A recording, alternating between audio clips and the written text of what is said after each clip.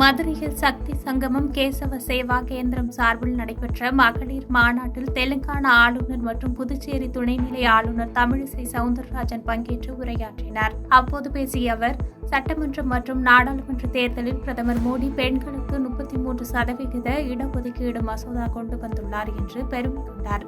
மேலும் எத்தனை சோதனைகள் வந்தாலும் பெண்கள் தன்னம்பிக்கையை விட்டுவிடக்கூடாது என்று அறிவுறுத்தினார்.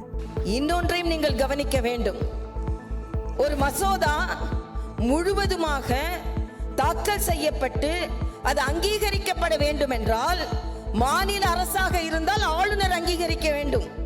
மத்திய அரசின் மசோதாவாக இருந்தால் குடியரசுத் தலைவர் அங்கீகரிக்க வேண்டும். ஆக பெண்களின் இடஒதுக்கீடை அங்கீகரித்தது ஒரு பெண் குடியரசுத் தலைவர் என்ற வகையில் நாம் எல்லாம் பெருமை கொள்கிறோம். கையெழுத்து போட்டது யார்? ஒரு பெண். இதற்கு யார் காரணம்? நமது பாரத பிரதமர் மோடி அவர்கள் காரணம். பாதகம் செய்பவரை கண்டால் நாம் பயங்கொள்ளலாகாது பாப்பா, மோதி மிதித்து விடு பாப்பா, அவர் முகத்தில் உமிழ்ந்து விடு பாப்பா.